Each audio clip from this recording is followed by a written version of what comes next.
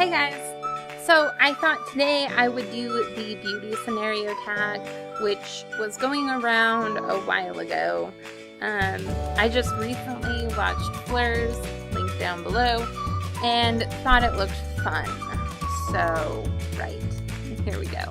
You have to get rid of all of your foundations, and you can only keep one high-end and one drugstore. Which do you keep? Okay, so this isn't actually a foundation per se, but the drugstore foundation I keep is Almay Smart Shade CC Cream, which I've mentioned like 10,000 times before because I love it. And I don't know if it qualifies as a high-end foundation because it's only like $35, which I think makes it a little bit more of a middle-class foundation. But Tarte's Amazonian Clay Full Coverage Airbrush Foundation is like awesome. So, those two. You go in for an interview and the lady interviewing you has lipstick on her teeth. Do you approach the subject or ignore it completely? In an interview situation, I don't think I would mention it because I'm probably kind of nervous and on edge anyway, you know? But in another situation, like if it were a friend or a coworker, I would probably let them know just because I'd feel bad if they were walking around with lipstick on their feet. And also it seems like something that I probably wouldn't notice because I tend to make eye contact like briefly and then kind of like look away and then look eye contact away. I don't really like look at people's mouths too often. You're not feeling like yourself and need a pick-me-up. Which lipstick do you put on to make yourself feel beautiful? Mint chocolate chip ice cream? What do you mean that's not the question? Seriously. Okay. I would pick maybe NYX Soft Matte Lip Cream in Ibiza because it's like bright and pretty and a happy color, but it's not like crazy bright, so I would feel like pretty but not like I'm faking it necessarily. You go back in time for a day to your teenage years. How would you do your hair and makeup differently?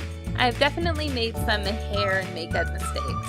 Like in 7th grade, I would wear blue eyeshadow on one eye and purple on the other. I've mentioned this before. And for a while in high school, I would wear my hair in this like angry trapezoid wall over one eye. And that was a pretty rough look. Other than that, I think it was just stuff that I needed to learn.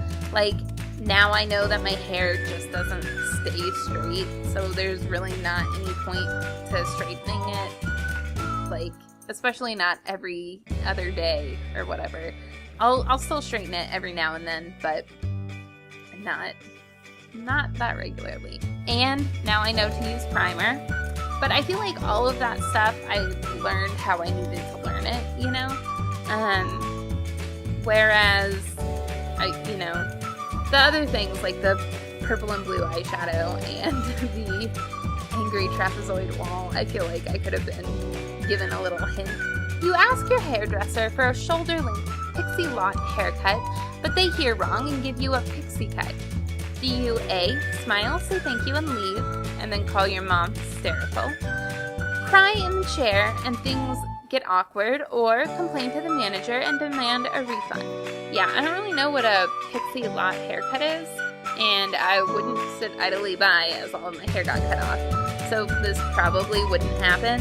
But when people mess up my drink orders, I just say thank you and leave. So I'd probably do the same, where I'd just be like, oh great, thanks, and I doubt I'd call my mom hysterically. I might tweet about it, and then also probably call my best friend Allie, and I'd be like, you'll never guess what happened. And she'd be like, the hairdresser cut off all your hair. I know, I follow you on Twitter. Duh. Your friend surprises you with a 4-day city break, and you have 1 hour to pack. Which do-it-all palette do you pack in your makeup bag? I'd take my Ulta Beauty Gems palette. It's the one I probably use the most anyway, and it has a good variety of colors. Your house has been robbed. Don't worry, everyone is safe. But your beauty stash has been raided. What's the product you really hope is safe?